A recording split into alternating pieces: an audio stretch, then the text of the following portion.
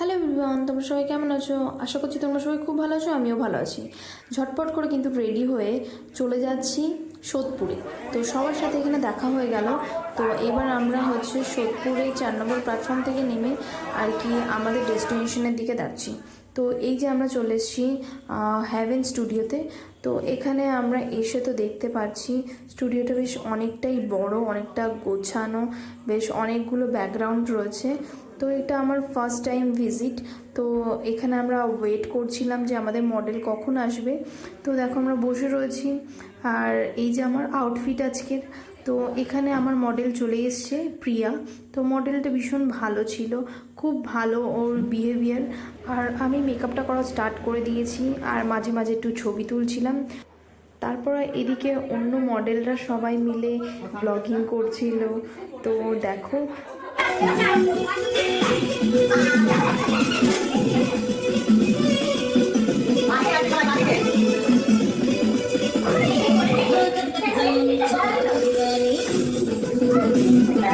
এখানে যাদের মেকআপ আর্টিস্টরা ছিল তাদের সাথে আর কি একটা আফটার অ্যান্ড বিফোর টেক নেওয়া হচ্ছিল। তো সবাই মিলে ভীষণ ফান আর মজা করছিলাম, কিন্তু তার সাথে প্রচুর খাটনিও ছিল। তো আমরা এখানে লাঞ্চ করে নিচ্ছি। তো লাঞ্চ করে কিন্তু আবার মেকআপ করতে বসে গেছি। দেখো এখানে ড্রেস জুয়েলারি পরানো হয়ে গেছে, আর আমার মেকআপটাও কমপ্লিট হয়ে গেছে। তোমরা কিন্তু অবশ্যই কমেন্টে জানিও যে কেমন লাগছে লুকটা।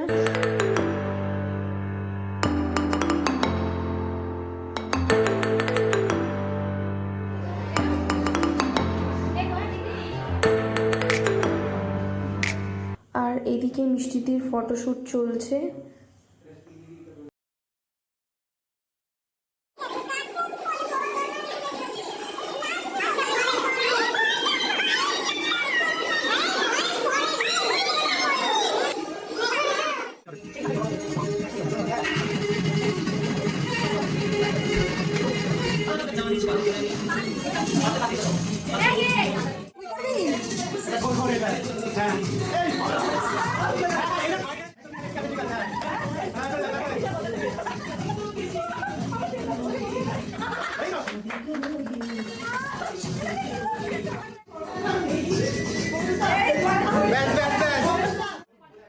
আর এখানে আমার মডেলের ফটোশ্যুট চলছিল।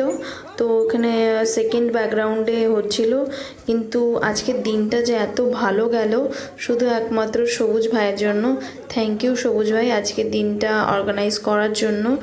আর এই স্টুডিওটাও কিন্তু ভীষণ ভালো ছিল। এক এক করে সবারই ফটোশ্যুট কমপ্লিট হচ্ছিল।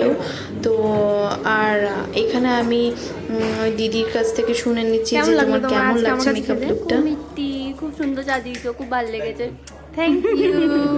আবার নেক্সট দেখা হবে পরের দিন। একদম একদম, আবার একদিন। টাটা।